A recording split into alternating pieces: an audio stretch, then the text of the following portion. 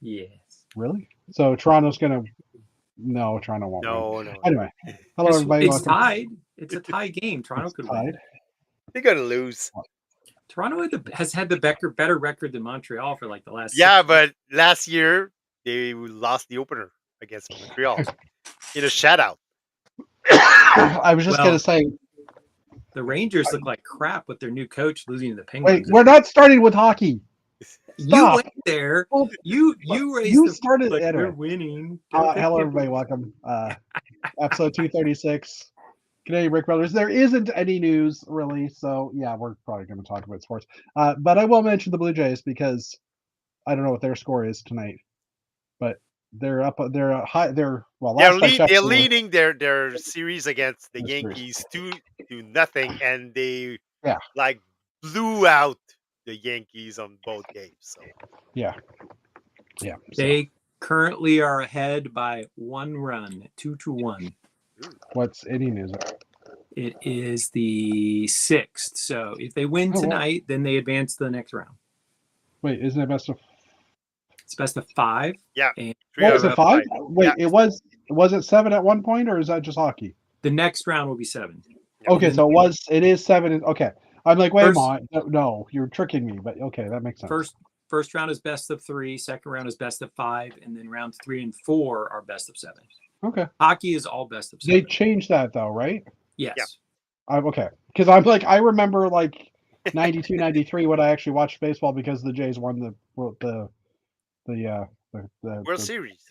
World Series. I was going to say the World Cup, but I knew that wasn't the right word, so I didn't want to go any further. And technically, Dave, you were saying the Leafs, or we were saying how Montreal would beat the Leafs, and I'm like, well, yeah, the Leafs Toronto can only be higher than Montreal in one of the sports at any time because they're definitely doing better than the Expos.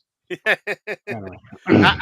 I'm rooting for the Blue Jays. I'm rooting for them. That's Well, the only Canadian team. It's the only Toronto team I will root for. It's the only Canadian team. That's why. So, anyways, I'm totally Ooh. I'm totally trolling you today. Ooh. it looks like those maple cookies. That looks like the shape of those maple cookies that I. Yeah, made. the maple leaf cookies. Yeah. They're good. I don't like the Little taste of sugar those. cookies. Are those Vortman? Is that Vortman that makes those little cookies? I don't remember who it is, but Vortman does definitely make. It's David's. Is it? Is it? Yeah, the best one are made by a company called David. Well, I'm not a big maple fan. You so would be go- buying. Anyway, Telling you. I still have a bit of a cough, and it pisses me off because And I'm still sick. So yeah, Dave had nasties this week too. Really? Yeah, he failed to update us on the Amazon stuff, which he normally does. So yeah, I did because I woke up Monday morning feeling coldish, so Yeah. I worked my morning off. Then I texted my boss saying, "Hey, I'm not feeling well. I worked on Labor. Remember when I worked on Labor Day? I'm taking my hours back. So yeah, and then yesterday morning when I woke up, wasn't feeling that much better because I ended up like sleeping the whole afternoon and the whole night, and woke up Tuesday morning, didn't feel any better, so texted my boss again saying, "Hey, I'm taking a sick day today, not feeling better." So Yeah. yeah. So today was a little better. Well, a lot better. I did work, well, minimum, but I did show up for work, and yeah, but I'm still feeling sick. yeah, Blues in our chat. I don't watch baseball. I don't either. I might don't start either. watching baseball. I used to watch a lot more Well, baseball. Now I don't Yeah. because there's I will no say Expos. that the addition of a pitch clock has made baseball much more watchable. It goes a lot quicker now. I've been to games, both minor league and major league, since they went to the pitch clock. It's a far more enjoyable sport than there's no 4 people hours. yell down like 5, 4, 3, 2, 1. No. No, every time the pitcher pitches, Zia's like 20 seconds to throw the next pitch. So they can't mess around and like tug on all their gear and do all this stuff. So- Like, hey, we got a special guest. We had an invader. pitch. Yeah, so like I didn't even know about the pitch clock because again, last time I actually went to a Blue Jays game was probably like late '90s, maybe early 2000s. So We know you hate baseball. no, it's not that I hate baseball. I don't get any. I don't pay for any sports subscriptions or anything either. So it's not like I have a chance to really watch it. I mean, I guess I do have live TV through Telus for the rest of the year, so I could technically watch it if I had internet, but that's a totally different story.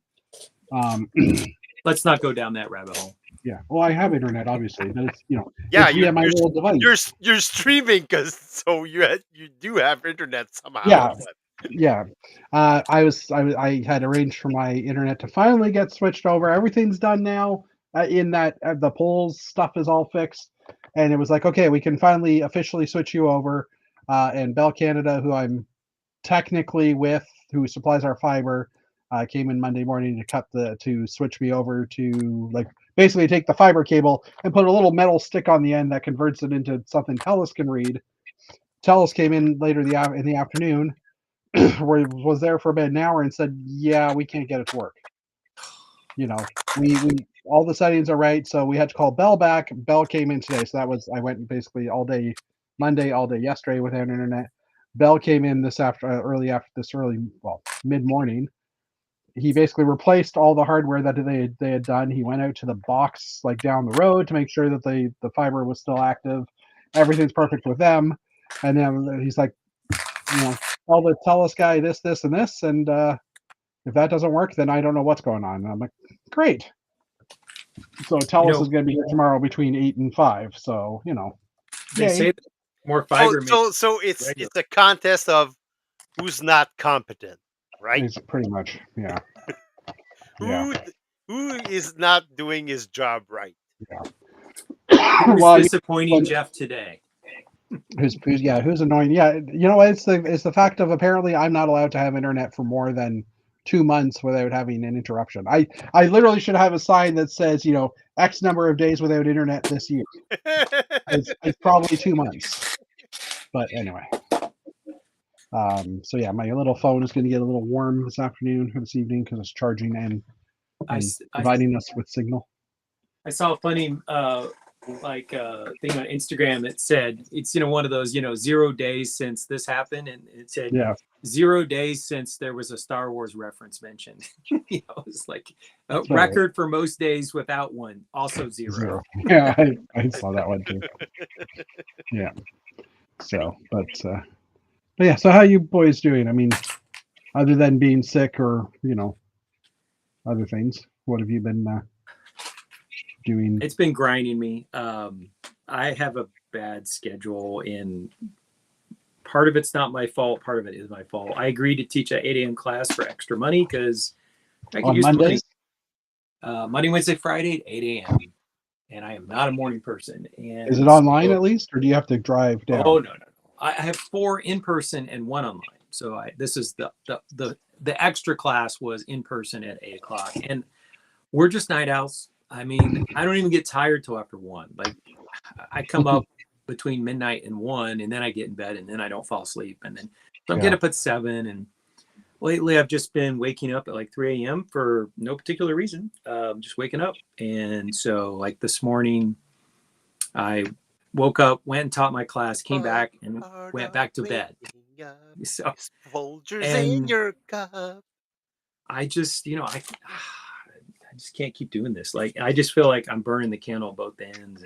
I was working. You're halfway through, right? Because you're doing midterms. Halfway through, and last week was midterms, grading midterms, handing midterms back. That's all done. Mm-hmm. I think if I can get through one more week, the amount of work that I have to do as a teacher drops off, because in the second half of my new class, so I have a new prep, which I've never taught before. It's always more work because you never taught it. Yeah. So every class you have to do at least some research background. And but in the second half, the students are presenting. So we're almost there to where like half of the class, like each Wednesday, 4 students are writing about a topic of a policy idea, like abolition of the death penalty, which states have done it, abolition of slavery. Which states did it for? So it's a class on state level politics. So we're Wait, looking at. we cannot have slaves anymore. So I learned something about Canada though in the process. So I wrote an example paper of what I want their papers to look like. So I wrote the paper on state abolition of slavery, and in the process of researching that, I learned that the Underground Railroad. Yes. So because of the Underground Railroad, Southern, I don't want to get too off in the weeds, but anyways, because there was efforts by Southern slave owners to recapture escaped slaves who went to the Northern U.S., they were at risk of being recaptured and brought back to the South to be enslaved again. And so they begin to cross over to Canada. Canada's population of Black people or Afro-Canadian people. No, African American. We went over this. I'm kidding. It increased from 1850 to 1860. Canada's Black population was small, but it increased by a third because so many people were coming across the border escaping slavery. So Canada went from 20,000 people of color to 30,000 in 10 years. So, I mean, it's not a large number, but like they were trying to stay free. So they were coming to Canada. So good for Canada not having slavery. So in reference to our comment about, we talked about this a couple of days ago, Matt messaged me and said, what's going on October 13th? Because one of the games in sports starts at 4:00 in the afternoon. Yeah. I'm assuming that's why you asked. Detroit plays Toronto. And I'm like, so I replied back saying it's real Thanksgiving, Canadian Thanksgiving, because we were first. It's the original because it was invented first. I would prefer to celebrate it on Canadian Thanksgiving. As a teacher, I would rather have it in October than November. But that followed up with why it's on a Monday, and I'm like, no, it's just we get that Monday off. We don't have like a Friday off. We get the Monday off. And so Matt's like, oh, so that's your Black Friday or your Black Monday? And I replied, no, it's for everybody. Or not just for, I wrote not just for Blacks, it's for everybody. And then I stopped and went, no, sorry, not just for African Americans. And then Matt said, are they African Canadians there? And I'm like, no, because we're in North America. You are. I know that. I'm a geography person, but but I mean, your country refers to Native people as First Nations, which I think is a better term. We call them Native Americans in the U.S., but you call them other things too that are really old fashioned. No, I still hear people saying Indian. References. It's a strange thing. You will meet Native Americans in the States who will say they're fine with the term Indian. They don't necessarily view it as derogatory. Fair enough, that it is a term that was used for a long time. For us, we were programmed. We were taught not to use it, that it was derogatory. And shouldn't be used. So every time, like I've heard someone on Old Gray Bricks at one time said it, and I was like, whoa, like wait a minute, that's like almost a bad word. It's not. But, it at least it doesn't have that. There isn't that pushback in the States, but I will say there's pushback against certain terms. So when I grew up, maybe you heard this, but people would talk about an Indian giver, somebody who would give you something and then demand it back, which that's not cool to use that term. I don't think I ever really heard that term much as a kid. Okay. And then sometimes people talk about Indian summer, but I don't. Yes, we've had that. And I think that's no longer. I think we call it false fall now. Or something, Well, we still call it Indian summer here in Quebec. So it is interesting. Yeah. Program. I am a robot. My programming has not been updated. I'm All-Star and I'm a robot. I can put my arm back on, but you can't. So stay safe. I'm assuming Dave knows that one at least. Yeah, I knew it in French. In French, he was called Astro. Astro, something like that. What's the reference? Was it Astro or Astar? I thought it was All-Star or all something. Anyways. Astar. Yeah. Anyways, there was this. We had a lot of public like a lot of commercials that were safety and be safe and stuff, and it was this robot that was jumping around and. Suddenly she got her arm cut off, and then she's like, I'm so and so a robot. I can put my arm back on. I'm Aster, the robot. I can put my arm back. You cannot. Play safe.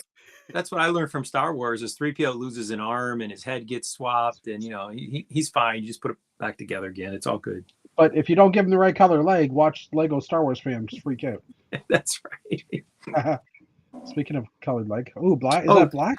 No, it Hold has on. You brown. need to brown. Hold on. That's the sticker, right? Yep. What? How come that went to non-full screen? That was weird. I don't Okay. know. Cool. So if we're showing off parts, I stopped by the local Lego store, and I got a couple new torsos. One is it's not. This is like bees on a sweater, Yeah. and Okay. he's got the sleeping The eye sleepy mask, hat. which is Yeah. cute. And then it's got a little cute bat on the. It's like a Halloween sweater, and I got the new like witch's hair and hat single piece. Yeah. Oh, and Oh yeah. Go ahead. the ghost tile. The ghost tile. Ooh, spooky. Sorry, the sleepyhead belongs here, which is the Yeah, I got classic those space legs PJ. too. I got the space legs. Yeah. So, I see your space legs, and I raise you one space leg. but I had the space leg. Anyways. Oh, don't forget the mummy? mummy torso. Mummy. Come to mention, I watched the original Westworld yesterday. Those robots were missing the proper programming. I didn't I see haven't the watched- 1960s version, but I enjoyed the first two seasons of the HBO, and then it kind of went off the rails. But Yeah, I definitely watched like the first season. I don't know if I watched others. I watched think, all the but season. at some point, I I watched just all of the season. I enjoyed the series as a whole. at some point I just kind of got weird. Not weird today, but it was just like didn't go the way I was thinking, and just stopped watching it. So, but I have to say, for this last week, I've been upstairs working on my computer upstairs, like Wi-Fiing off my phone or hotspotting off my phone, and watching TV shows that I have stored on my network because I didn't want to use up internet. So I have been catching up on a lot of shows. Maybe I'll add Westworld to that if I have time. I think I have it somewhere. we've been watching the HBO Invasion show. I don't know if you watched that. I just caught up with that today. And also Slow Horses season 4 or 5, which we love. It's I'm done Slow Horses as well. There's a little fly buzzing around here. And I'm currently catching up on Foundation. I'm a couple episodes into Foundation for this season. We finished that. I really have enjoyed Foundation a lot. I bought the book thinking that it would be like the TV show. The book is like, it's like 30 books, isn't there? Well, the original Foundation was written as like a serial. So like he wrote about this time period and it jumped forward like thousands of years. Yeah. Totally different characters. Well, they wanted to keep the same characters, so they keep having them go into cryo freeze and stuff so that they can show up later. So you don't have to get introduced to a whole new cast of characters. I understand from a script writing reason why they did that, but it's very different from the book. Yeah. And I was just gonna say, like, it takes a while to get used to the show because, like, I'm just starting the new season and it's like they've done a time jump and it's like, okay, what's going on? I don't remember. It's been a while since I watched the last season. It feels like 150 years or whatever the time jump was, but anyway. So that's just how much you've aged. Pretty much. Mr. Old. Sincere, how have you been? Well, other than not feeling well, I mean, like, have you been Legoing? Not Legoing, because my father-in-law was here starting on Wednesday. Okay. So is he not in Montreal? No, he lives in Mexico. Wow! Really? Yes, with his because my wife's parents are originally from Chile. I did not know that. And they migrated here after the coup d'état in Chile. Okay. Yeah. So because my father-in-law was very close to the president, actually. Allende. Okay. Yeah. And so they were the science professor. Yeah, they were the first who migrated here, and they brought the whole family here. My wife was actually born here, but her two older brothers were born in Chile. And when I started dating my wife, her parents got divorced, actually. Okay. and her father remarried to a Mexican-born woman who was seeking asylum here in Canada, and she was refused as the asylum Okay. status, so she had to return to Mexico, and he decided to move there with her. Okay. So Wow. yeah, That's a and really interesting. That's an interesting family background. I mean, yeah. that's Well, spanning two my wife continents. doesn't um, doesn't get along with her father. So having him here was um, Yeah, interesting. like a big of an asshole. Okay. So yeah, um, but we had to because the last time he was at my brother's in law. Mhm. And he said, "Well, you're it now, so it's your turn to accommodate him." Nice. You had to take your turn. And he was here because we actually went to a funeral on the weekend. The Oh, uncle, jeez. well, the the uncle of my wife, the who was my father-in-law uh, brother, died like a couple of weeks ago. So it was Okay. his funeral. So that's why he was in town, basically. So, but he left on Monday. So yeah, it haven't been doing a lot of Lego. Been doing a lot more of managing the household because Entertaining. Yeah. and yeah, basically managing the whole thing because Lorena was just like really busy because the day he came in, she had like a board meeting for the Hmm. choir, and then she had and the on the Saturday of the funeral, she actually had um, a training session with her team, and it was mandatory call by her. So in the Jeez. morning, she went to the training session, and then we went to the funeral. I actually spent my Saturday in the car because I had to get Isaac to the choir practice in the morning. So I started up at 8:30. Got in the car, drove Isaac to his choir practice, got back, took Jacob to his Japanese saber session because he's learning how to manipulate Japanese sabers. Nice. That sounds fun. So got into his class, then got some breakfast. I wanted to eat went to McDonald's. Wanted to eat inside the restaurant. There was no available table, Seating. so I ended up eating in my car. Got That's not got bad. back got back to Jacob. Took Jacob up and drove straight to the choir practice because it was over at 11:30. Got Isaac back. Drove back to the house. Dropped Isaac off. Drove Jacob to my brother's house because Jacob had actually had his first hockey game of the Of the season.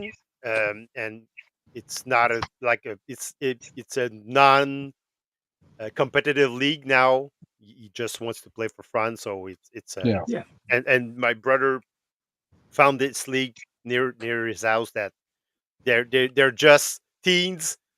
You don't have to have all the equipment, and they play for fun, and all the games end up 7-7. So you already know what the scoring is. So So they're not keeping score, is what you're they're saying. not keeping score.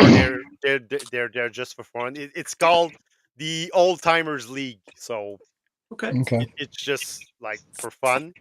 Yeah. So I dropped him off at my brother's house in DDO because it's in DDO. Got back to the house, pick up my wife and my father-in-law. Drove to Berthierville, which is like an hour from here, from my house, to get to the funeral home. And we attended the ceremony. We drove again to the cemetery, and then I drove back here, dropped my father-in-law, my wife, got Yeah. got to my brother's house, pick up Jacob, and drove back here. And then I came home. It was past 6:30, Yeah. and I just ate supper, and I sat down, and I'm watching the hockey game, dudes. Don't bother me. So I I came could down see why here. you. I I came could down see why here and you I felt watched warm. the preseason, the last preseason game. So if you don't want to answer this on air, that's fine. Is Yeah. is your spouse trilingual then? Is she a Yeah. Spanish speaker, French speaker, and English as well? Yeah, definitely. Cool. Yeah. And, When she actually understands most Latin-based languages. Like if someone would speak Italian, okay. she gets like the basic what they're saying. Yeah. Agreed. When I lived in DC, I worked for over a year and a half for the embassy of Morocco, and I was the stupid American who only spoke English because I had studied ancient Greek and ancient Latin as my languages, which nobody speaks Latin. So I mean, I was multilingual. I could read Greek and Latin, but it wasn't of any use, right? Yeah. And most of my colleagues spoke French and Arabic, which are the two official languages of Morocco. But then certain parts of Morocco were colonized by the Spanish. So depending on if you're from certain towns, you would speak Spanish as well as French, as well as Arabic. And then our number two, he had just come from the German embassy, their embassy in Germany. And so he spoke fluent German. So he spoke 4 languages. And if they wanted me to know what they were talking about, they would all switch to English to include me. And if they didn't want me to know, they could just keep right on speaking Arabic or French. And I only knew a few words, although I could start to pick out some of the French. But I could read the French documents. There's enough, because of my Latin, I could sort of puzzle out what a lot of the words were from the Latin. Yeah, but sometimes I would be in the ambassador's office because I wrote all of his English language correspondence. I was the only native English speaker in the building.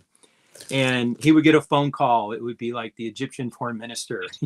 And I would point to the door, meaning like, do you want me to go out? And he would just be like, you won't get I know you don't understand this, like, but I knew a few words, and like he'd be talking and he would say mushkila machu, because they can't say the th. It's hard for they don't grow up the th. So I was always machu, like a sneeze.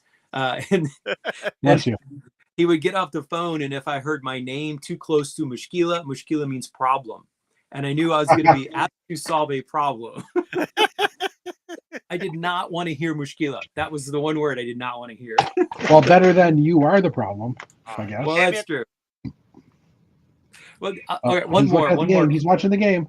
Yeah. One more cross-cultural story. So I come from a very busy office in politics where you had to do all this work before the 8 a.m. meeting with the boss. And so the way that you were good to your colleagues is you stayed out of their way so they could get their stuff ready for the meeting, right? Stay out of their way. That was being a good coworker. And I brought this mentality. I'm working at the embassy in Morocco, but they're very influenced by French culture, not by American, British culture, right? And after like 2-3 months, one of my coworkers took me aside and they said, people are saying that you are rude. And I was horrified. I'm like, rude? I don't mean to be rude. Like, what's going on? And they said, well, you come in and you just go to your office and you shut the door and you don't walk around and say bonjour to everyone. And I said, oh, I'm supposed to do that? And they said, well, yes, you walk around and you say bonjour, bonjour, madame, bonjour. Dave, Matt, have you not ever watched Beauty and the Beast? I've not. It starts off with the bonjour song. Bonjour. So I was like, I will make a point to walk around. There's 3 stories in the embassy and say bonjour to each level. And I was no longer the cold American. And then one day the ambassador is dictating a letter to someone at the museum. We were going to do a cultural exchange from Morocco. And he says, to this American that works at the New York, he said, my heart swelled with gladness when I last laid eyes upon you. And he's like, wow. And I'm like, sir, he's going to think you're propositioning him if you say this in English. Maybe that's fine in French. I don't know. Yeah. It's not my language, not my culture. But I'm like, in English, this is too warm. We need to bring it down a couple of degrees. Oh, geez. It was great. I learned so much, though. I mean, it was. I'm extremely grateful that I had that work experience because it really taught me that when I take things for granted or just assume that other cultures are like my own culture, that's totally wrong, and that there's vast differences between cultures. And it was an excellent life experience at the age of 23, 24 to get that. Well, it's definitely an eye opener. Yes. It opens up. Yeah. It opens up like your view to the world and Yeah. the differences Al- between different cultures. Although Matt, you saying you're no longer the rude American, you're just the one that they laugh at now because you can't say bonjour properly. It's true. So there was I was the only native English speaker, but they hired 2 Europeans to translate from English to French. And so one was from Paris and the other one was from Italy, right near the border with France. And so she grew up bilingual, Italian and French speaker. And me and the Parisian would routinely tease each other. One day, it's like 4th of July. I come in and she says, while she chain smokes, Sandrine, she says, "You Americans," she said. She sucks in on her cigarette. She goes, "You put your flag on everything. You put it on, your swimming trunks. And then you put it on your tie, because I was wearing like an American flag tie. And I said, "Well, why are you French people so embarrassed? You have a great history. You shouldn't be embarrassed to wear the French flag." And she goes, "We don't need to." And then we were teasing, you can't say Thanksgiving and Thursday. And she would be say Thanksgiving and Thursday. And I said, "No, that's not right." She goes, "Well, you can't say ew." And I would say ew. She goes, "No, that is not correct." We had a friendly rivalry. It was fun. It was a good time. So, Jeff, did you buy anything from the big deals? Amazon Big Deals Day. I may have purchased some Amazon deals. Yes, I also I did. Earlier this week. The Fantastic Four set came on sale as well on Amazon here, so I ended up picking up one of those as well. But yeah, I got the Advent calendar for City and the Battle on Peridia or whatever it's called, the Star Wars one with Ahsoka or with Grand Admiral Thrawn. Yeah. So I did because that one was on my maybe list, but it was like, that's a pretty good price. I think it was 40% off. Yeah. So it was decent enough. How about you guys? Well, I did order the Technic space set. Oh yeah, that was like the VTOL or the 4-wheeler. The 4-wheeler. Yeah, okay. The smaller one, the one that I posted this morning that was like 49% off. So it wasn't on my list, but at that price, you can't say no. Yeah, I mean they're practically giving it away. And I did order also the Bumblebee set. Okay. Because I wanted that one. It was on my camel list at 20, but it was on my list at 25 off, and it was 23% off. So I was like, 23% off. That's close enough. I'm because I already have Optimus Prime. I do want Soundwave. Yeah. When it eventually comes on sale. Next Prime Day. Next Prime Day. Probably. So next time. I was missing Bumblebee. I was like, I want Bumblebee, and I'd be interested to see how you like the Bumblebee build itself. So like, I'd like to when you do build it, let us know, and I'd like to hear your opinion of it because I have some opinions, but Well, did you like it or modify it or? I'm not gonna. I don't want to. Change your opinion. I have heard that there's a rebrickable for taking the parts from that Bumblebee and building the Michael Bay like Camaro Bumblebee, but it doesn't transform. It's just the Bumblebee robot. Yeah. And I'm tempted to do that because it does look really good. Yeah, but I'm getting a Bumblebee. I want the robot. I don't want it. It's not. But it's not the Camaro. It's the Bumblebee as a robot. Yeah, I know. As the Camaro version of the robot. So okay. The modern version. Okay, so you get the robot, not the. Yes. Not the car. Okay. Yeah. So. Yeah, I don't think you can make a Camaro out of the curvy parts in Bumblebee. So, just saying. Probably not. So, but yeah, that was it. I'm coming back from a trip. I'm getting my chimney replaced next week or the week after, so I've got money going out the door for that too. So I didn't splurge or buy a lot.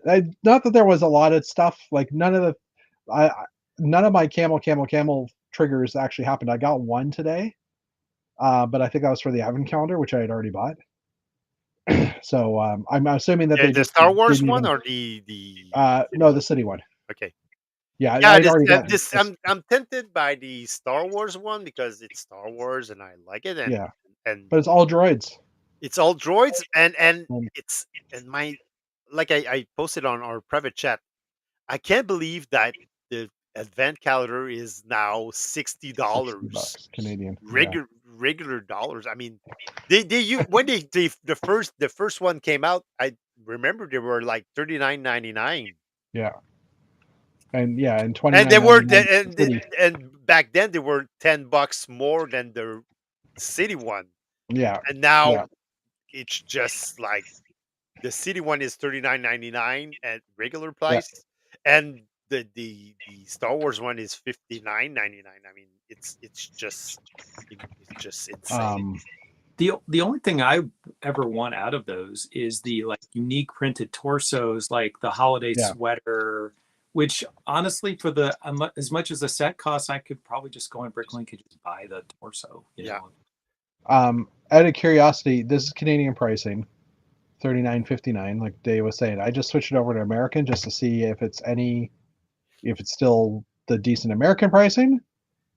35 and 45. Yeah, so I mean, American, it's still pretty close to probably last year's amounts, right? I would think. that's $5 more than last year, I believe. Yeah, I think it was 40, so they bumped it up to 45. and I think ours went up to. I would say ours went up $10, Yeah, but definitely. I don't know. That's a lot. Yeah, because they used to be 49.99. Yeah, Last year they were 49.99. yeah, yeah, yeah. Now it's 59.99. I mean, Hmm. I mean, it's You know what? starting to get at a ridiculous price for advent calendar. I mean, an advent calendar should be on the cheap side. It should not be on the expensive side. You don't buy a $400 advent calendar unless Yeah, you're like super duper rich or Elon Musk or whatever. Well, and the parts are little tiny parts too. They're like the little Yeah, fiddly bits for the little micro spaceships. They're not big things. The only thing that's really unique are those minifigure torsos. If it's like, holiday Darth Vader, or it's, 3PO wearing a R2D2 sweater or something. Like that's yeah. really the only thing that they have to make that's original. But it being droids this year, there's nothing really Christmassy about them either, yeah. right? And there's nothing really unique because it's mostly Yeah, parts that you can get in other sets or yeah. on I'm just Big pulling Break. up the 2024 Star Wars one to see what. Yeah, Canadian pricing last year was 59 as well. Okay. It's been that way for the past couple of years. I was thinking because Well, can I you know check for 2023? I can because I have the ability to because I am awesome. He has an internet. Awesome. I have a phone, so yes, I have internet. He's 2023 Star Wars was $60 as well. Really? Yeah. Wow, they've been sticking it to you Canadians for a while then. I mean, this isn't a new thing. The price is being significantly higher than the U.S. side. And 2015 it was 2022 was 59 as well. So Dave, you're just delusional in that you think it just went Okay, up. maybe I'm delusional. I'm sorry. I guess it's just hitting. Well, it's definitely hitting harder this year, anyhow. I would say because everything else is so expensive. Oh, am I a human? Can you verify for me, guys? Can you tell them if I'm a human? He is a robot. Do not let him. Robot. He's an AI creation. $49.99 back in 2021. Okay. So during at the end of COVID, it went up. Huh. Interesting. Yeah, because you were saying that, and I was like, I remember the city. Maybe. Well, I didn't notice because I usually get them on clearance. I mean, like Yeah, when they're like near 40% yeah, or 50% off. yeah. Fair enough. Does your Costco get them? Because our Costco here gets them. Yeah. I had one. I had one of the Star Wars ones was picked up for me this week from Costco, and now it turns out the price on Costco was like $2, $1 or $2 more than the Amazon price. And I'm like, I don't care. Well, I've two got one. dollars. I mean, it's not Yeah, like the end of the world, but exactly. I mean, come on, that's only 20 cents in Danish kroner. No, that's not. That's $5. One or two. Anyways, I'll shut up.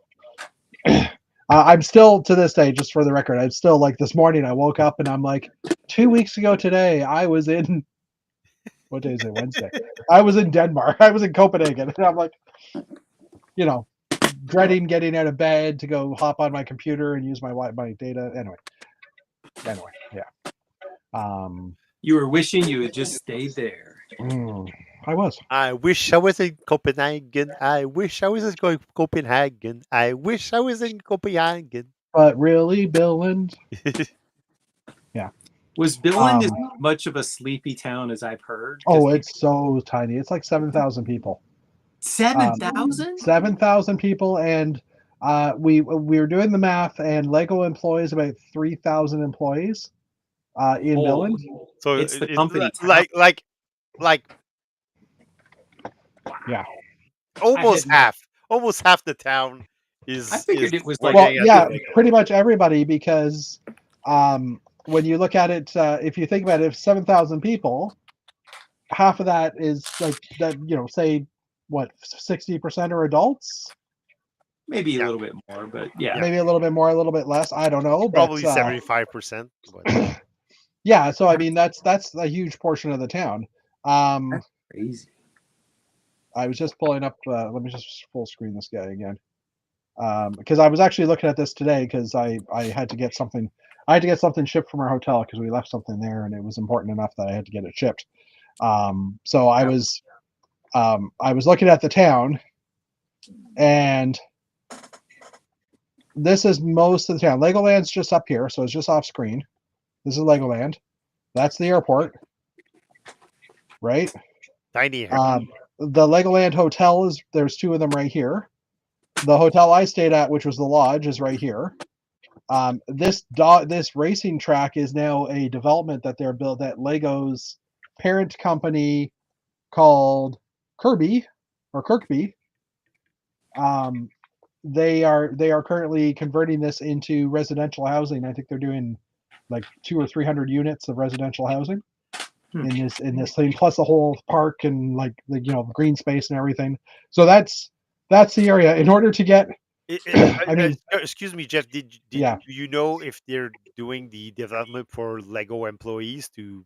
It's for everybody, but it's mainly it's done by the Lego's head on. Like Lego Kirby is basically they're the like I said, the parent company of Lego. They're owned by the family. And like you see them referenced everywhere. They actually, sorry, I was saying this was their head office. This is actually a bank, an investment bank. Okay. So, but yeah, so our hotel was over here. You can see some walking trails all the way through here, which are absolutely beautiful. You can walk to the Lego house in about 15 minutes, which is right here. And then when I zoom in, this Lego house here. The Lego campus is here, which is the building that looks like that's kind of brick built as well, but with green roof.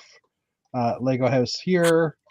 But then you look around and like literally from where I was like, when I was there, I totally zoned in on this little red building right here. That was one of the first pictures I sent to everybody when I got to Billund, because this is old Kirk Christensen's house. Which this whole structure here is the Lego Idea House. So this was the original Lego house, I guess, before they built the big one. And then right beside it is here's the Lego Project House, and here's the Lego Innovation House. And like there's all these little buildings here. There's a teddy bear museum. Okay, well that's not Lego related. But I mean, everywhere you look, that's the church. But even back here, so like that, like I said, that's Lego's house here, or Lego's campus here. And I think these are factories as well. When you just come into town, which I think was over. So let me try and find it here because I forget the way we came into town. There's huge factories. Oh, here, Lego. So there's a factory here, Lego KT. So like most of this is basically Lego's property or Lego's businesses. And then even the airport, I was noticing I thought this was the airport originally, and then when I zoom out, I see another. This is the actual airport for passengers, right? Yeah. And then over here is their shipping airport, and it's got more planes on it than the passenger side does. But makes sense because they're they're shipping out, and Maersk is here as well. They've got a cargo center. So it's interesting to see the town, and we could literally every day we walked like 20. Well, we walked. Sorry, I shouldn't say that. Every day, the first day we got there, we walked to Lego House. The next day we drove because we were going to Lego House, and we were buying stuff. So I knew we'd probably need to carry stuff back. But I mean, we basically that first day walk, we walked over to the Lego House, and then we kind of came down one of these side streets and walked past the Lego campus and took the pictures in front of the big minifig and all that stuff, right? So, yeah, it's definitely it's a small town, but it's a fun town. And while we were there, we were walking on this trail, and my girlfriend looks at me and says, "Do you think the kids here are happy? Do you think they like Lego? Because they're surrounded by it all the time. Like there's little sculptures everywhere and stuff. Like they've got regular sculptures as well, but there's a lot of Lego stuff kind of spread out. And even the Lego's pathways, like even the pathways in this town. Let me just see if I can street view one of these pathways. That's not the good. So there's this pathway here, and as you're walking along it, let me just see if I can find. They have these little. This might be too early of a picture, but they've painted along these little play areas, like these little, let's play. And every time you come close to I left the trail. Anyways, every time you come close to a parking lot, or sorry, a park or something like that, it's like, why don't you stop and go play, right? Like they've got a lot of encouragement for kids, and it's mostly in English as well, which is kind of interesting. Because English is their second language. Well, I'm guessing because the Lego did hire a lot of designers from around the world. From around the world, because Yeah. it used to be all Danish. Yeah. People, well, but in most Scandinavian countries, they learn English in school along with Sweden, and Norwegian. Yeah. So I don't see it. Sorry, my aunt lived in Norway for several years, and she's like, pretty much everybody could speak English in Norway. Yeah. So they definitely don't. That's funny. They definitely don't have. You see the Lego set in the guy's backpack? Yeah. And it's the horse trailer, which is kind of funny because I can make out the set. This definitely was before they added all the painting on the sidewalks and stuff, because there was a playground here, and we saw that. It's like time to go play, or they would do like a maze. They would draw a maze on the concrete, so the kids would be like following the maze, and it's like, okay, it's taking you 4 times as long to get this section of the sidewalk done, but it was keeping them fun. But anyway, so yeah, the comment was, do you think the kids here are happy? And I'm like, of course they're happy. They're happiest kids in the world, right? They'd have to be.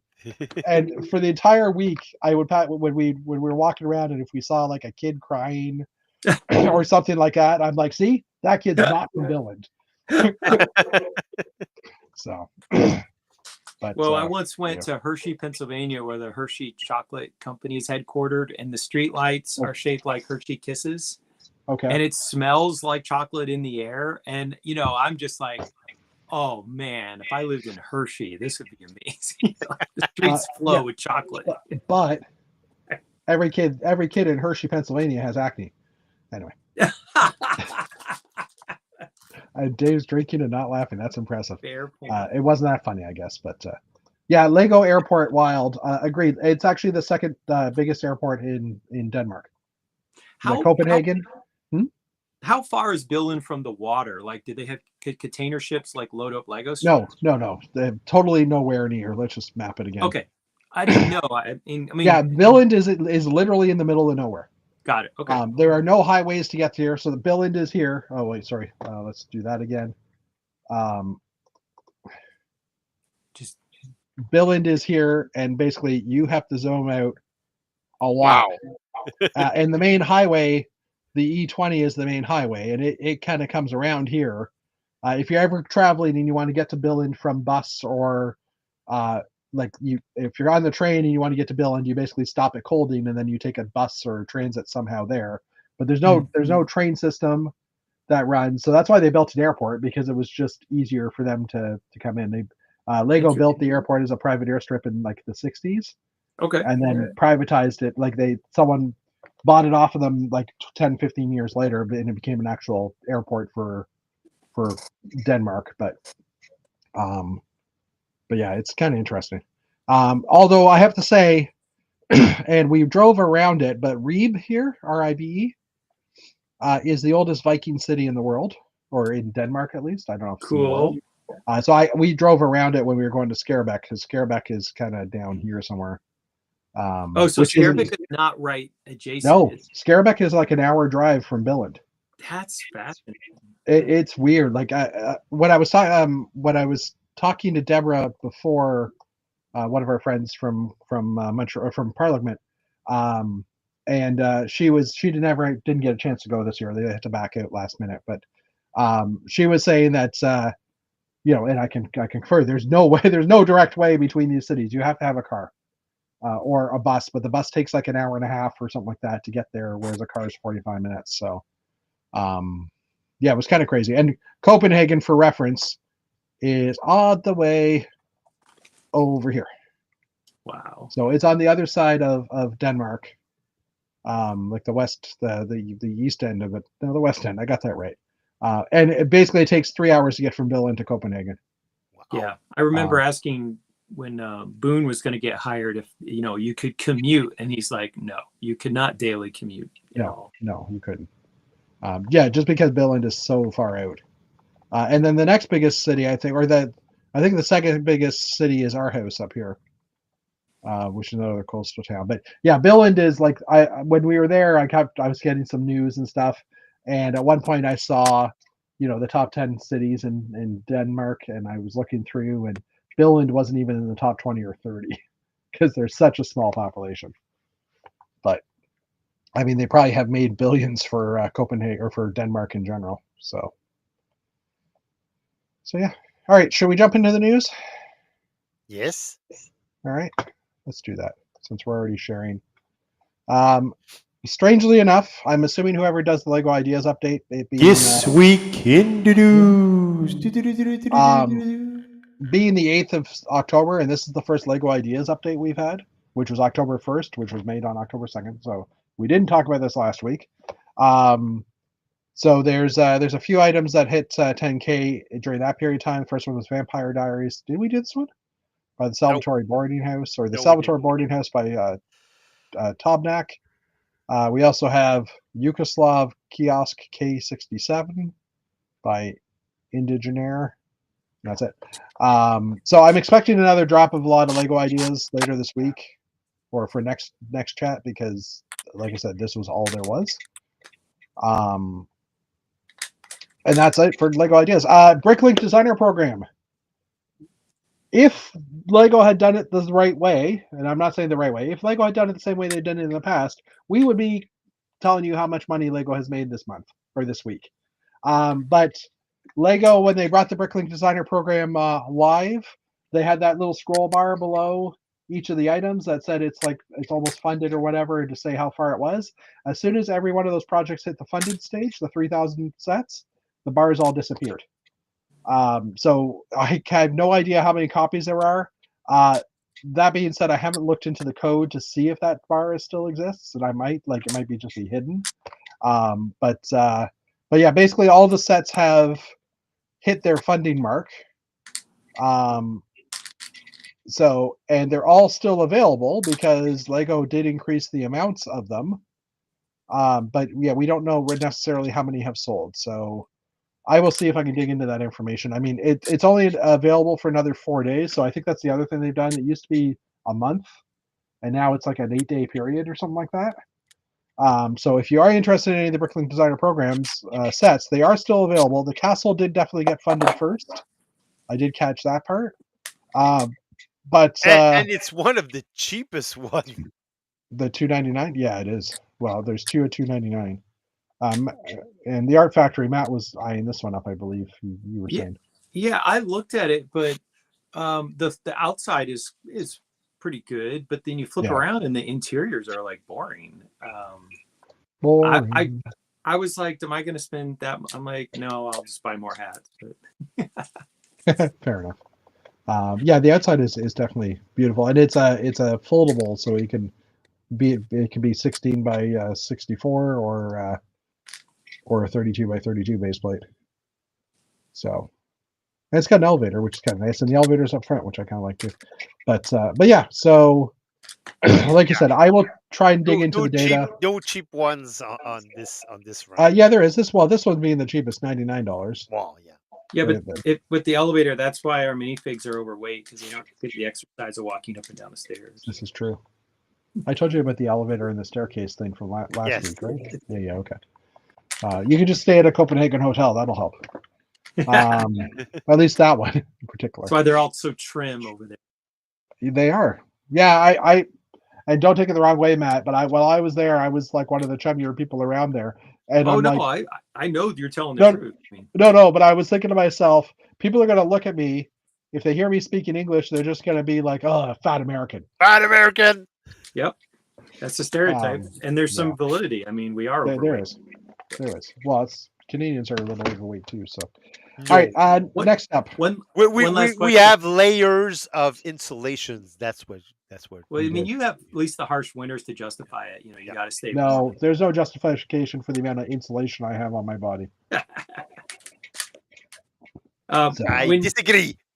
When you went to eat locally, so I once knew the Atlanta Thrashers European scout, and yeah, he and I would chat, and I asked him, he went on like a 2-week trip and he was scouting in Sweden and Finland. And I was like, how was it? He said, it was fine, but it's fish everywhere. It's cod. He goes, I just wanted a hamburger.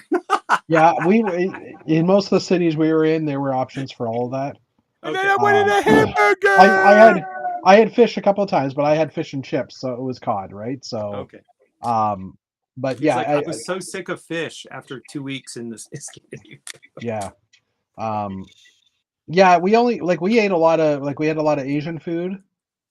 We had a lot of we had a few times we went to like the hotel or the Hard Rock Cafe in Copenhagen just because we were looking for a place to eat dinner, and we were walking past it, and Tracy's like, "Do you want to go here?" And I'm like, "Yeah, sure, why not?" Right? Like, you sold out and went to the chain restaurant. We did. Yeah, it was the only chain we went to. I'm thinking that through in my head. Yeah, we didn't even stop at a Starbucks while we were anywhere in Europe. So we did good. We only went to that. I think that was the only chain we went to. When I went to England, my ex was working there. She'd been there for 6 weeks, and I was like, well, I'm not going to be one of these Americans that goes to Europe and just eats at fast food. And she'd been there for 6 weeks, and she was the English food is terrible. Like, it has no flavor. It's bland.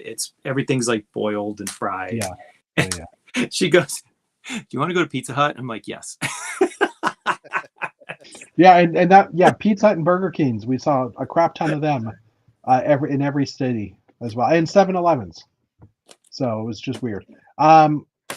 Karma's saying, I also find it crazy that there's a parent company to Lego. A bigger boss for the brick bosses is crazy to think. The parent company is owned by the owners of Lego. Like, it's just, I think they just wanted to separate Lego from all their other ventures type thing. And like I said, it's like the Merlin Entertainment part. It's still owned by the Lego family. Yeah, exactly. Yeah, exactly. It probably gives them certain tax advantages or something to have it owned or something. And Dave, sorry, I'm just zooming in back onto this this dog track thing or this racetrack. Dave, you were talking about that the Merlin buyout, and you were saying that Kirky, you know what I mean? I need the name now. Kirkby was one of the primary investors in Merlin. Yep. You failed to mention what the other primary investor was. The Canadian Pension Plan is one of the largest investors in Merlin Entertainment. Really? So where our retirement savings is coming from a good portion. Well, a portion of it is coming from Legolands. Oh. Which I thought was kind of interesting. I googled it because we were talking about it while I was watching the chat in the hotel room one night. I pulled up the information, And I'm like, holy crap! Just the fact that they were listed as like the second major investor. I thought I saw it here. Damn. Pretty Sorry, cool. I'm just trying to find the. I'm trying to find the info on this park, but I'll have to try and find it later. Okay. Anyways, back to news. Back to the news. Back to the news. All right. This was announced just today.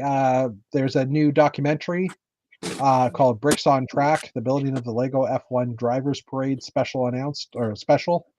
It's been announced. So if you didn't hear a while back, at the start, I think it was the start of the F1 season, they did a little parade of a bunch of brick-built Lego full-size F1 cars that didn't go that fast, and they had basically a couple of people, like the driver and someone else riding behind them, and they did a parade on that, and they've done a 48-minute special that looks at at what went into setting this all up in the actual day. Talk about milking the cow.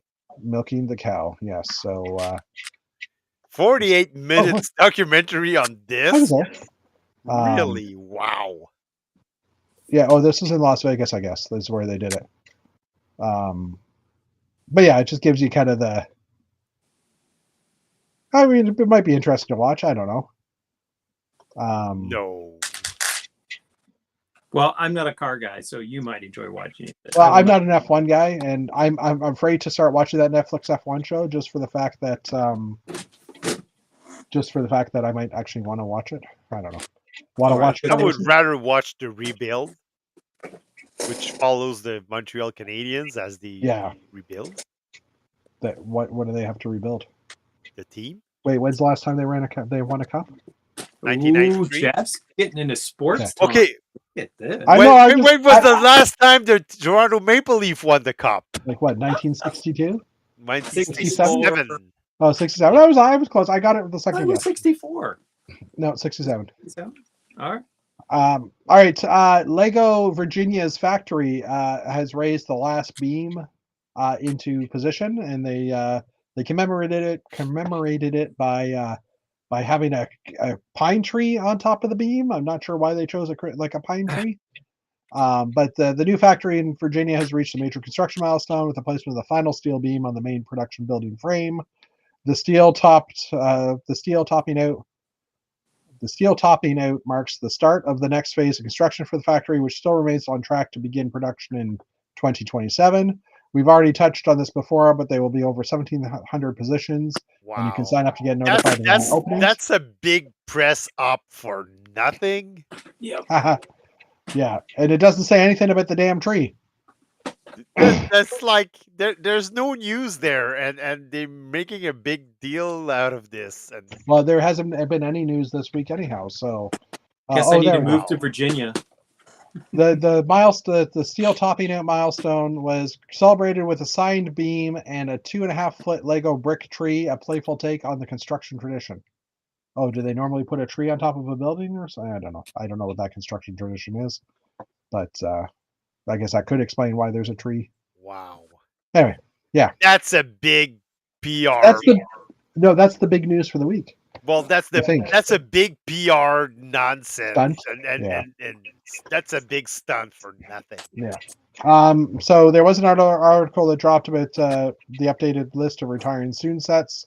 I don't know.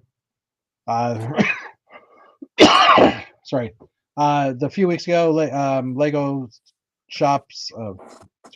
A few weeks have passed since the Lego shop last updated their list of sets that are retiring soon. Yeah, we talked about this while you were away. Oh, currently they're over 300. Well, this is new information. So 300 sets that are scheduled to be sunset by the end of the year. This is over 200 that have been added in the list in just a few weeks. So they've added 200 extra sets. So we're not going to go over this, but just be warned that we'll scroll through the pictures quickly. Just be warned that a lot of sets are end of life at the end of the year. Hey, I bought that one. I don't know why, but I bought that one. Oh, Exoforce, that's why. It's got a cool track. Yeah, not really. Lego still hasn't yet to make every piece of roller coaster track in the same color. Just saying. Is that right? Yes, they have yet to release every single piece in the same color. Yeah, that's outrageous. The Disney Castle style or end of life. That's interesting because that for original iteration went very, or for a very long time. Oh, the Fortnite sets are on end of life. At least 2 of them. So my next door neighbor was putting his trash out, and he is 30-ish, and he's a Lego fan. And he was like, "Hey, did you buy any of the new stuff?" And I was like, I bought the sailing ship." And he was super excited about the One Piece sets, which Yeah. I did not even know that existed until Lego made sets. Yeah, So I watched the show after they announced the sets. he said that he had watched every episode when it came out. Ooh, not new yet, but the set. So he was like, "Oh, Yeah. I'm a huge fan," and he liked the design of the One Piece set, so he was very happy. Yeah, fair enough. Oh, the Ninjago Dragon. Which one is this? The City Markets is end of life too. It's the only one I haven't bought, and I don't really get inspired No, by it. this one or the robot one. The robot one, sorry. Yeah, I was gonna say. I'm pretty sure you had this one. Yes, I do. Yes. Yes. Oh, and we'll talk about it in a second. But the 3 smaller Speed Champion sets that just came out in August are on Prime deals as well for 20% off. Yeah. And I'm very tempted, but those are usually the sets I use to just top an order up to get to that threshold to buy. You know what I mean, like to get the gift for purchase. So Basic A full stuff. yeah, pretty much. All right. Anyway, speaking of not which, Lego Ninjago 15th anniversary minifigures have been announced. So in 2026, it'll be the 15th anniversary of Ninjago. Remember when people were saying, "Oh, that theme won't last a year"?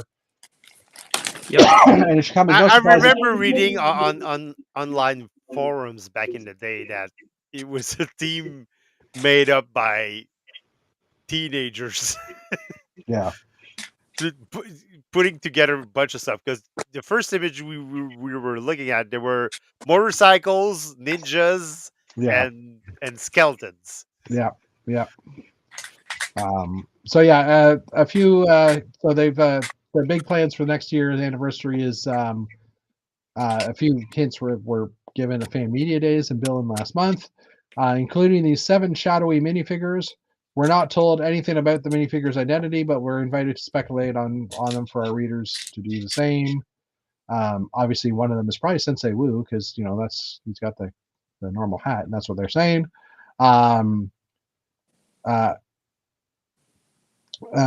Sorry, I lost my track here. With one holding a staff and wearing a conical hat, that would be Sensei Wu. But how the characters could be interpreted remains unknown. I should believe that it will be Lobo dressed. I don't know what Lobo dressed means, Who's Lobo? No, I think that's probably whatever their costumes are called for this season. As each of the 6 ninjas and Wu. Sorry, I believe it will be Lobo dressed as each of the 6 ninjas and Wu. Lobo is supposed to be a character. I don't know which character it is, but well, hold on. We're clicking on Lobo. Oh, I'm an adult. Oh, save us. Lobo. Lobo is a robot that lives in the cross.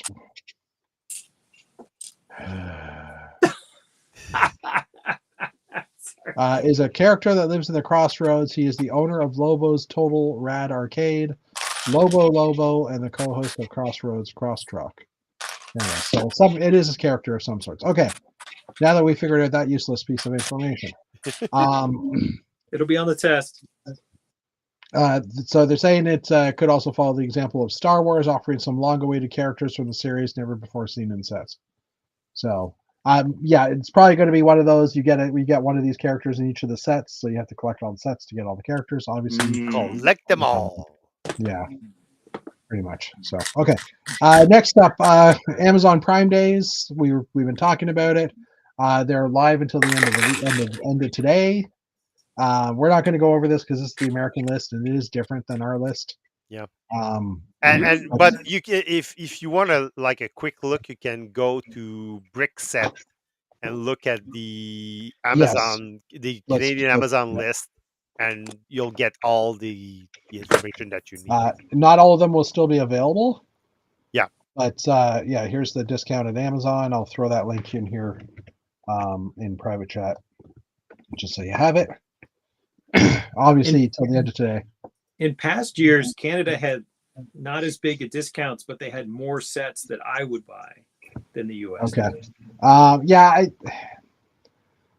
I don't know how to answer that. I mean, and you can also say just view all discounts as well at the bottom of this page, and it will bring up a grid Yeah. with the sets. That's the one that Dave bought at 49% Yeah. off.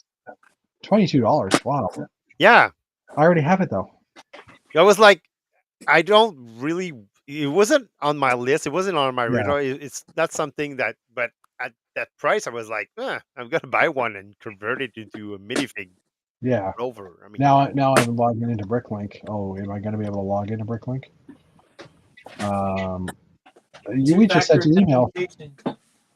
No, it just sent an email to my a confirmation code to my email address, so now I have to deal with that.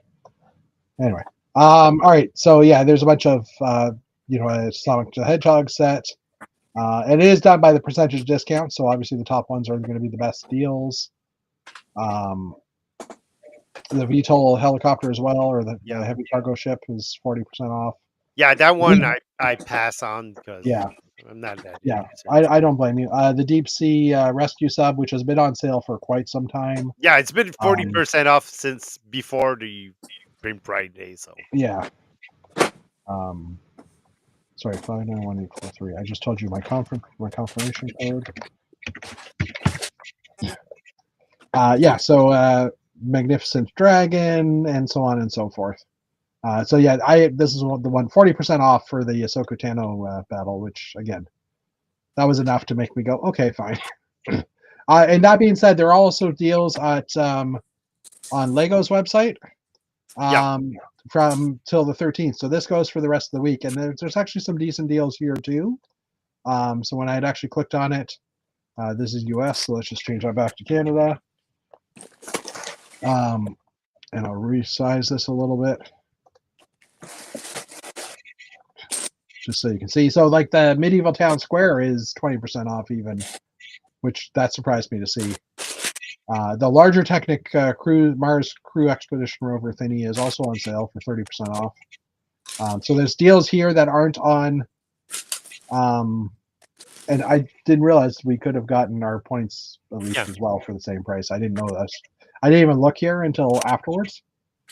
But there's like 5 pages of stuff. The last page is pretty much all keychains. So I was looking at deals this afternoon, and also noticed that Best Buy online. Oh yeah, were they doing it too? Yeah, they have about the same prices that Amazon has. So if there's for some reason a set that's not available on Amazon, maybe look at Best Buy. You might get it for the same price. Exactly. I'm just doing a quick card out on this the Technic set, just curious to see how much it is. Because at 40 what was it? What did I say? 49% off? 49% off. Yeah, so I mean 49% off. The original price being so $22.97, $44.99. Survey says, yeah, so you can sell it for 3 times, well, two and a half times the value-ish, $66. So that's I usually go for triple, and I guess technically this could be triple, isn't it? No, it's double, like 200% profit versus 3. Okay, anyway. So yeah. All right. We talked about that. We went to lego.com. All right, so New Elementary also has an article on the Morticia's Cottage and the new parts from that. So we'll quickly scroll through here. There are 6 recolors in the set. The first one being Sand Green Leaves, which adds more colors to the palette. That's actually not a bad color. I don't mind that one. There's some Sand Blue parts as well. And dark blue masonry bricks. That's weird. Yeah, I mean, it's not really a color you'd have a lot in. Yeah, you don't see masonry in that color. Yeah. They made masonry in black. Yeah, they did. Well, black I can understand. I have seen black brick buildings. But, I mean, dark blue, at least it's a color option, right? The train window in black as well, which I thought was I thought we had that already, but I guess we haven't. And then just some of the characters, Balls. the mini dolls. Oh, rare elements. So the little pill tile in dark gray and the medium azure, I believe, or dark azure slopes. Some of the plant pieces, dark blue and black and stuffs. The gargoyle is back again as well. And then returning elements not seen since 2019, the dark blue arched window. And then the stickers. Okay. Now, more importantly, is Last Chance Pab. And this one has got me worried. And we're not going to go through this whole thing because it's massive. But at the end of the year, LEGO is going to cut back on their Pab selection. And they're also adding new elements on the 9th or 10th of October. So, which is interesting because, sorry, I'm just reading this. Be aware that 9th and 10th of October, new elements will be added to the service in Europe, Australia, and New Zealand. So you might want to wait until they're there. The North American stores will receive new elements when TLG recommences sending standard elements. That was not what I was told. I was told that they wouldn't release them at all until that point, but obviously that didn't pan out. But yeah, there are a lot of elements that are being removed. And a few of them I'm annoyed at because there's a few parts that I want. And like I said, we're not going to go over this the whole thing. I will throw this article into. You want chat. the dragon wings? Is that what you're upset about? No. The few of this. There's a shield. Minifig accessories. Come on, where is it? There it is. The candy. Well, okay. The candy cane's gone away, but the candy cane's available in new sets currently. So I'm not sure what's happening with that one either. But maybe it's changing numbers. Sometimes there might be a new mold. Yeah. The blue space baby heads are gone. What did I saw it somewhere. Sorry. All the white and blue air tanks are apparently disappearing. A lot of the older classics, the new style classic space torsos are going away. Yeah, so this shield here was the only shield I couldn't. I found every other shield in Germany and Denmark. I couldn't find this one shield, and this one's being discontinued by the end of the year. And if it's discontinued by the end of the year and they don't open up Pab again, I'm going to be annoyed. Yes, I can order it on Bricklink, but it's going to be 3 or 4 times the price. So, Yeah. you know. But well, yeah, the torsos I was mentioning, heads, friends. Oh, actually, you know what? And us Canadians are getting screwed We are because of our south of the border neighbor. It's true. No denying. Yeah, I'm so not going to argue. Oops. It doesn't help clicking on this because it doesn't bring me anywhere because we're being screwed by. Yeah. Okay. So yeah, the torsos from the first round of City Space sets are gone. Not to mention a lot of the castle torsos and stuff as well. So, but there is also a list of parts that were added, or that will be added, that have been added. Sorry, there is a list of parts that are new to the system in October from the new sets. 191 of them. Just scrolling down for that. So this is the new piece from the Nintendo set. The new 1x1 by 1 2/3 brick with studs on 3 sides. Yeah, basically stoplight brick. Then obviously the train, some minifig parts. What is this? Oh, lenticular plastic pieces. Oh, the Game Boy screens. The new leaf piece. And so on. Is there not a better way of viewing this? It would be nice if there were a better view. I want a grid. A spreadsheet would be nice. A spreadsheet would be awesome. Ooh, I'm glad to see this in white because I need that for a project. But anyways, yes, a spreadsheet would be ideal. Anyway, the dark blue brick, which we already talked about. The list goes on and on and on. Oh, the light green night helmet, the light green space helmet. So we still need an air tank for that. Darth Vader's mask in gingerbread nougat. And the green space tank as well. Again, not available as of yet for bricks and pieces, but in 6 months, assuming that America doesn't screw us again and we get it back. Technic set parts. I'm trying to zoom through this because, you know, Windscreens, new prints, Santa's face, trans clear R2 dome. It looks like. Obviously not for R2. Mini dolls. In the action figure world, there are trans-clear domed R2 units. Yes. Yeah, that doesn't surprise me. Yeah.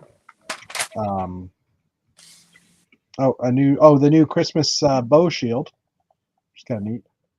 I'm still trying to figure out what you would call that faction, but anyway.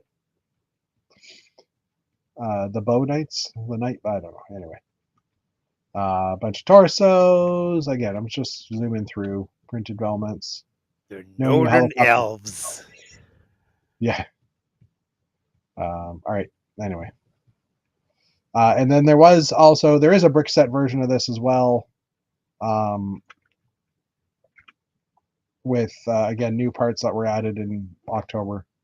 So hold on though, that gets me because let me go back to 2 pages because there was also the 9th or 10th of October, but I don't know that we've seen this list, have we?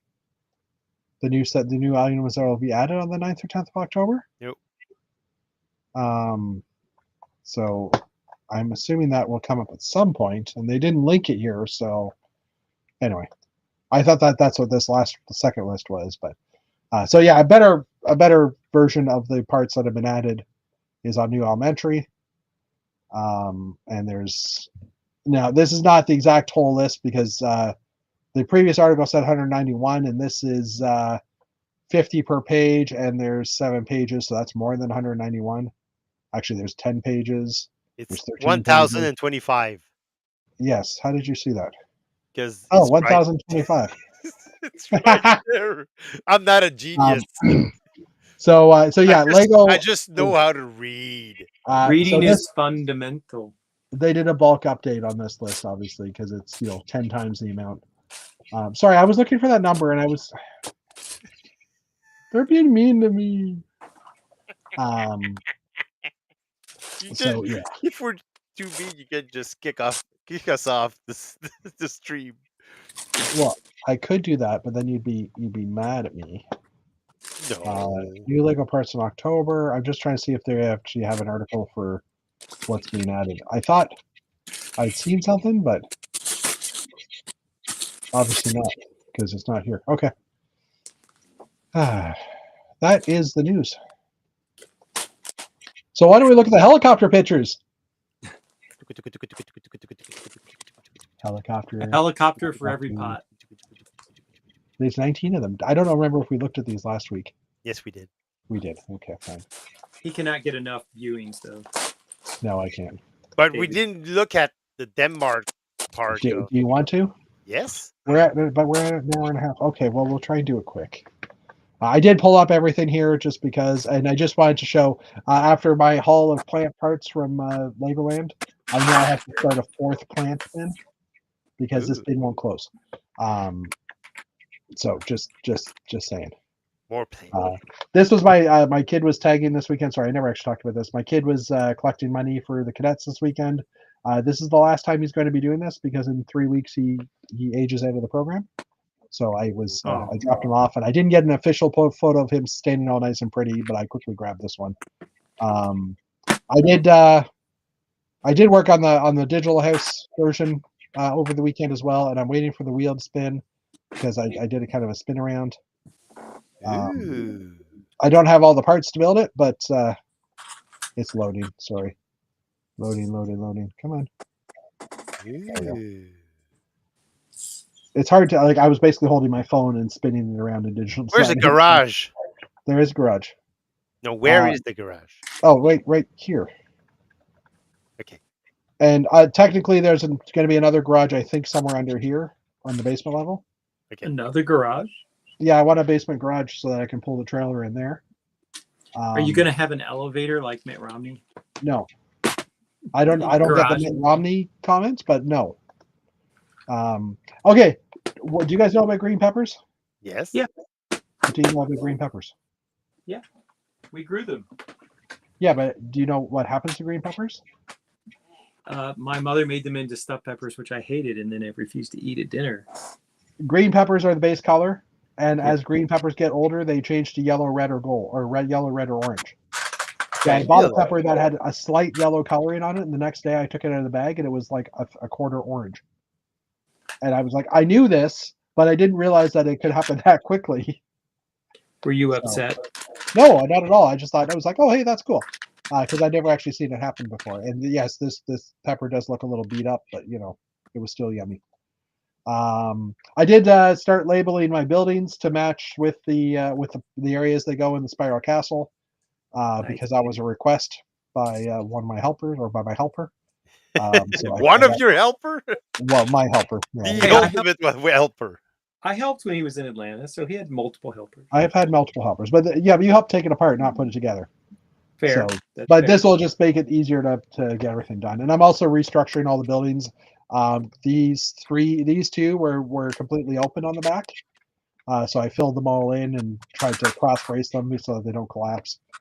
So I'm doing that over the next little while. I think there's 26 buildings in total that I have to do. Wow. Okay, I think that was it for. And to think you were like this close to disassembling your castle. Well, I'm not taking my castle apart, Oh, okay. but I'm just not necessarily showing it much. So Got it. all right, let's go quick. Train ride from we left Hamburg on the Tuesday, like the first Tuesday we were there, and we hopped on a train and we shared the train with 4 gentlemen who worked for the German train company, DB. So they were talking completely German. This guy that you see here in tan, he was the only one that spoke a little bit English because I did ask a question at one point, but they were jabbering at each other in German the whole time. And anytime we came to a train crossing or they were looking at the overhead lines, all of them were like staring at the window, looking at everything and making comments in German. And I'm like, I gathered pretty quickly that they worked for the rail system. But do I not have any more photos? Were they nerding out about? They were nerding out about trains. Okay. And I was nerding out a little bit too, so I can't complain. So yeah, they were definitely nerding out because we went over this bridge that went over this river, and I at that point I looked at them and said, "Was that the border between Denmark and Germany?" And they're like, "No, that's further down. This is the water passage that goes to the Baltic Sea." So apparently for them it's very important. I'm like, "Oh, okay." So, but it was one of those, you go up, it's a very long train, or very long hill. You go up over the train, over the bridge, over the river, and then the train track basically loops around and goes under itself and keeps on going. So it was kind of fun to see. The countryside, another bridge. I apparently like bridges. The other side of the bridge. A random car. Oh, I was trying to get this bridge in the distance. I'm like, a random car. So this is did I show this video last week? Nope. Okay. This is a 5-minute video, so we're not going to show the whole thing, but I could probably speed it up a little bit. Let's see if that'll work. Let's double speed. But it's also downloading it. So this is the main ocean, or the main part of the sea between the two sections of Copenhagen, or of Denmark. So if you remember from the map, now I feel like a teacher. This bridge is basically going to be on the test. Yes, it is. This bridge is basically this portion right here. So it took 5 minutes, and that video is basically 5 minutes of climbing up here, and then when it hits the E20 sign here, it goes underwater. Oh. So the train goes into a tunnel for this section. Cool. So it's a very famous bridge. If you've ever watched any of the engineering shows on Discovery, there's definitely programs on this project. And then there's another one that on YouTube also. Yeah, there's another smaller one as well here that connects Sweden to Copenhagen, or to Denmark. Cool. So, but yeah, like I said, I'm not going to show the whole video because it was, for me it was I've always wanted to travel over this bridge, just because I thought it's like kind of a cool construction, and there's wind power generators all the way along here, wind turbines. Anyway, which Donald Trump hates. Sorry? For some reason. Which Donald Trump hates for some reason. Yeah. So last summer, I drove down the part of Maryland, Virginia that sticks down, and there's a huge crossing of Chesapeake Bay mouth, and it's a bridge, and then it goes underwater, and then you come back up, and it's a bridge. But Okay. it's like a 30-minute drive. Like Yeah. it's crazy. Yeah, it takes a little longer on car than train. The train was in that video. At some points, you see the train going, and you see cars zooming past the other direction because there's a train and car bridge. And then, as every once in a while, you'd see a car move slowly in the same direction. So we were probably doing. I think the speed limit on that bridge was 110, and we were probably doing about 150 Okay. in the train. That was my guess based on the speed. But so as we're driving to from. So I'm doing the driving stuff first, just because the travel stuff, just because from Billund or from Copenhagen to Billund, this was the first sign we saw for Billund. So it's like, oh, take a picture. I think is that it for this one? Oh no, I zoomed in. We already did that. We don't need to do that again. This is the big bridge. So we took the train across the bridge to go to Copenhagen, and then 3 days later we drove across the bridge to go to Billund, and then a few days after that we drove back. So I got to drive on the bridge and ride the train on the bridge. So it was fun. So this is the part that actually spans where the train goes underground. This is the overhead pass. Again, another sign that says Billund. Billund. Hard to see. Is it zoomed out? Why there? I was gonna say I lost my thingy. Again, the bridge again. Bridge. The span. That's the bridge in the. I just pointed. You can't see that. That's the bridge all the way in the distance. So here you can still see the train line beside it. This is coming back. This is the interior of the Mercedes we had. And then this was just coming into Copenhagen on our second last day. It was just a nice stretch of houses there that would just look kind of cool. Bridge. These are out of order. 100% out of order. Bridge. No, that's not, well, technically, but it's water. Bridge. Yeah, coming down, you can see that island in the middle, and then there's the 5 minute by train bridge over here. So bridge. Our bridge. Okay, that's it for that one. Okay, so yeah, we took the train to Copenhagen. When we got to Copenhagen, literally the train station is right around the corner from this building. Like just cut down there, and the entrance for the metro, the subway, also was right here. So it was a very convenient hotel. Our hotel had scaffolding across the front of it, but when I first got there, I just took a picture of from outside of our windows. It was a nice warm day that day, so I could open the windows. And coincidentally, when we came back on the last day, we stayed in this hotel. This is the hotel with the elevator halfway up the stairs. So we were actually on the same street twice. It was kind of interesting. But we were here for 3 days. Yeah, this is actually the hotel we were in, the Tiffany. So we got there about 3 o'clock in the afternoon. All the Lego stores closed at 6. So once we got settled in the hotel room, it was like, okay, let's go. We walked like 20 minutes to get to the first Lego store, which is at Tivoli Gardens, which is a theme park in the city of Copenhagen, which was closed because they were busy converting it to a Halloween theme, and it opened up 2 days after we left again. So we didn't get to go into that park, but we got to go into the Lego store and get our passport stamped, and they have all the neat sculptures. This is actually a 2-story Lego store. But they had a little friends bench there with a mural on it. And then we walked another 10 minutes to the other Lego store, and we literally entered this Lego store 5 minutes before they were closing. This is actually the picture we took on the way out because I didn't have time to take a picture because we were so late. But I think that was that sculpture that we just saw. You can see the dragon portions in here. This was a single-story store. Very high ceilings. Very high ceilings. Yeah. Now, in the very back, there was a Star Wars section that was like 4 steps down. So they had like a drop area, and behind that they had like their warehouse, like their storage rooms. So I guess their storage rooms technically went underneath the floor level. But yeah, at least into the front area was a very high ceilinged area. So again, we had 5 minutes in there, so I didn't get to take any pictures. I do have some pictures later on of that. And then we just walked around. The sun was setting, or starting to set, and these buildings looked important, so I was taking some pictures of them. I'm not sure what they were. I have to go back and They look important. They looked important. They had big sculptures in front of them.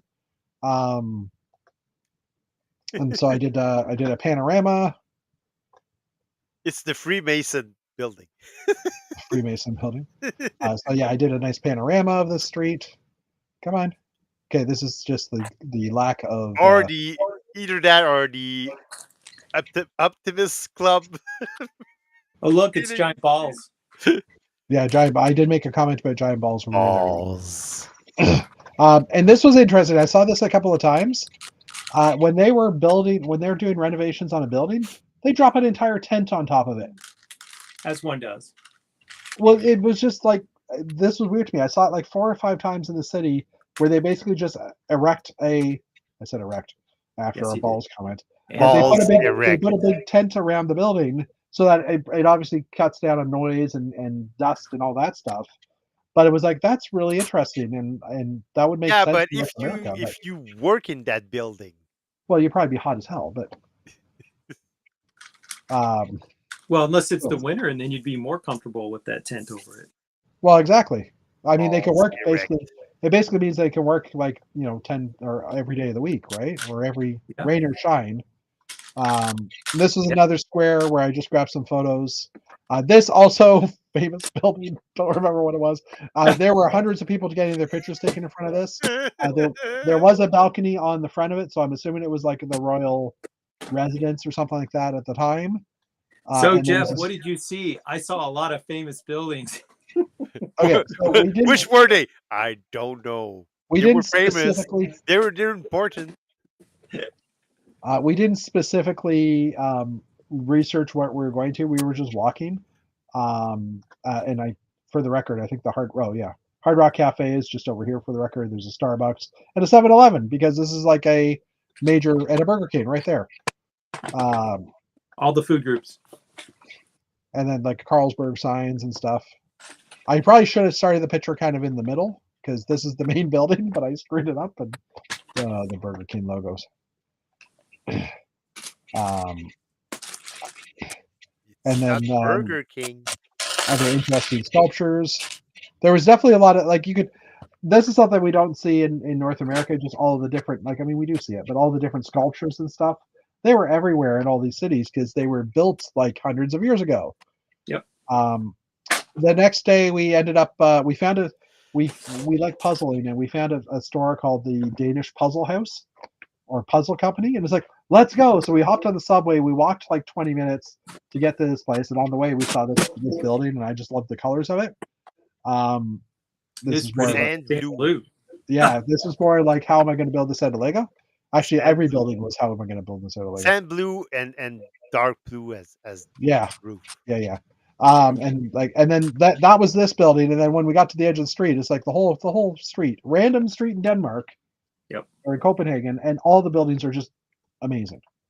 But so yeah, we got to this puzzle house, and it was actually run by an American, this puzzle company. And when we got in there, she starts talking to us. Like we couldn't find we found the address, but it wasn't really labeled properly. So we walked in, and it's like we're looking for the puzzle house, and she's like, "Yeah, this is it."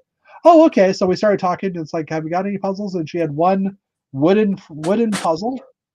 So it was like a puzzle that was made in wood, and it was all different shapes, like not puzzle piece shapes, but like planes and boats and fish. And she was actually having problems. Like she had no stock because she was totally sold out and stuff. Why? So we talked to her for a little bit, found out she was from the States.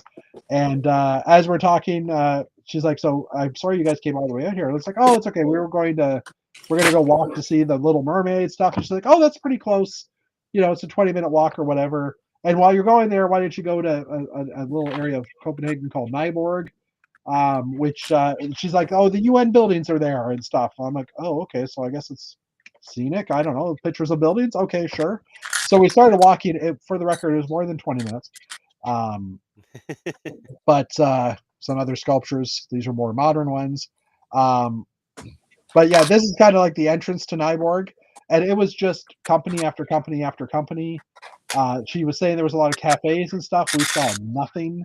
Maybe on the weekend we would see it more, but it was just businesses and walking in like it's literally a whole piece of land that they've reclaimed from the sea. And it's all like at the very end of it is shipping ports, and in the earlier parts are all companies, like office buildings and stuff. There were a few interesting buildings around the area. Matt, this one you might like. Ooh. I do like that. I know. I knew you would. I thought when I took this picture, I'm like, Matt's gonna like this one. You were right. Um, You know me. Boats. So yeah, we basically we walked about 10 minutes into that Nyborg area and then turned around because it was like, yeah. So then we started walking to the Little Mermaid and we came into like we passed a few of these little. Oh, this is actually in Nyborg. Sorry, now that I look at it. So like they built the buildings along the edges, but there's still places to park your boats and stuff. Like these are people that live there. And then when we left Nyborg, this is kind of the edge of it. We were walking along basically the coast and saw just these beautiful little areas that of just these are looks like they're more residential housing. And we saw this nice little pathway here, and it's like, oh, we're walking this way. Let's get there. We got to the end of this pathway to find out that the construction that was kind of going on the edge of this picture had closed off the pathway. So it was a little annoying because it's like, well, we just walked there, and now we have to walk back. But when we did get to the end, we actually saw that round building from the previous picture. This guy here was actually cantilevered out a bit, which I thought that was kind of a cool looking thing. And it looks like kind of a Lego head now that I look at it as well. Not quite, but yeah. As we're walking, we also saw the ferry, the car ferry to Oslo, Norway.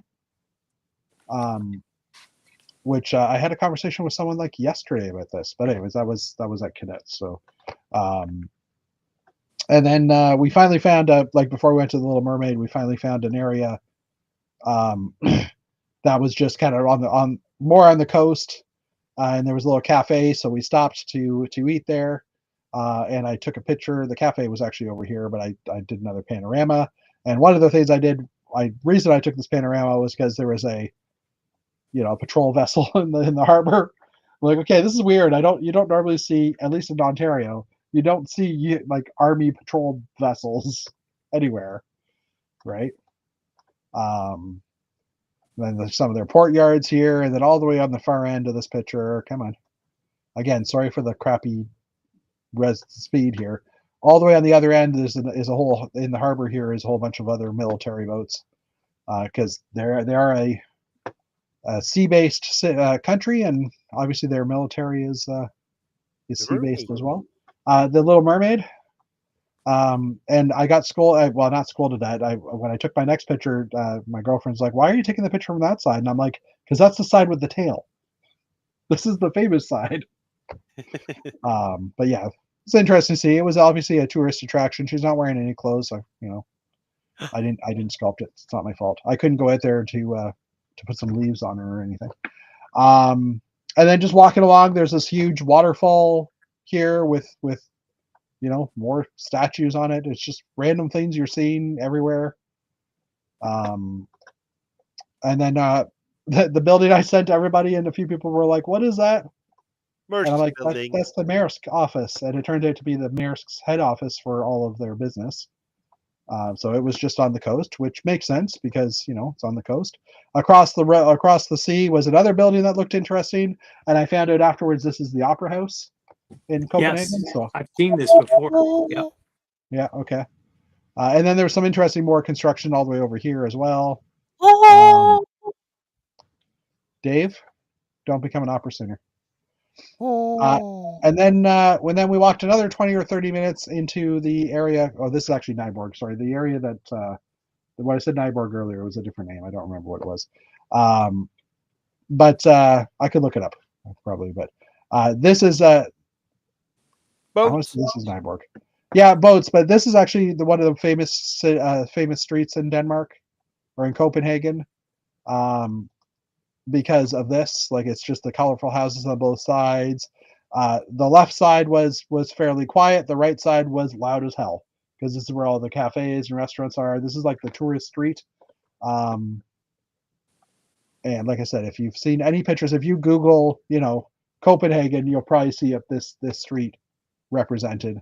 Again, I did a couple of panoramas of it. And this is probably my favorite panorama that I did, just because it was like from the quiet side of the street, and you can just kind of see all the different colors of buildings. Oh, look, a herring restaurant. Oh, Nyhaven. Yeah, this is Nyhaven. And this is where all the tour boats leave. from. So if you want to do a sea tour, this is where they all come out of. So this is basically the place where if you're a local person, you probably don't like going here because it's all It's where tourists. the street gangs exist. Pretty much. Oh, there's the picture of our hotel elevator, our tiny room. This is when we came back. room. So yeah, we came back. We went to Billund. We came back. We had this. This was our last night in the hotel, and we were back a little early, so we did revisit the 2 Lego stores. So I got another picture of it, and the first back of someone's head. And inside that Lego store, they actually had the Nyhaven street as well. Ooh, look at that! You even the same font you can see. Yeah, Cool. yeah. So, and this was kind of in the lowered Star Wars. Well, you can't really tell, but this is in the lowered area of the Star Wars place. They also had another display somewhere else in minifig scale. This is still in the Lego store, but with the Herring restaurant and the Nyhaven. So it's like, okay, obviously these are famous buildings. And then the next morning for our breakfast, we were looking at across the street, and that was just the look of this building and trying to figure out. We were eating breakfast for a while, and it was like, okay, how do we generate each of these levels in Lego brick? And you with got all these sand arches? green and like dark.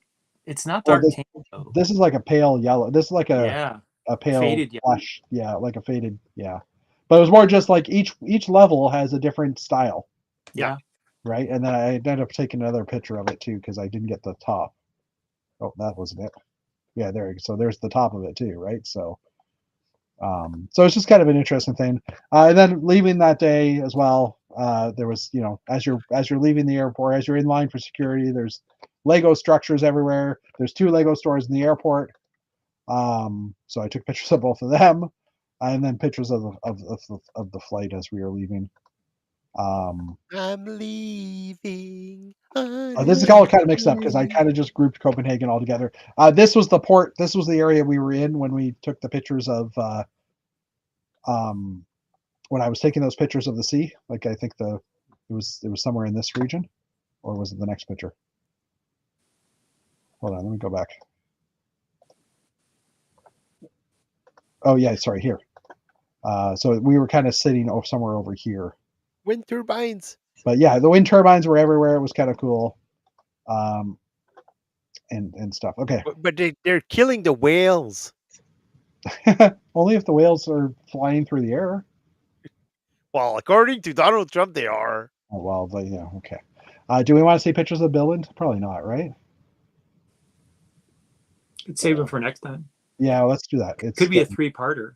Billund, Lego House, and so yeah, Billund in general. I have pictures of Lego House, Legoland Billund, and then Odense, which was the last city we were in before we left, or before we got back to Copenhagen.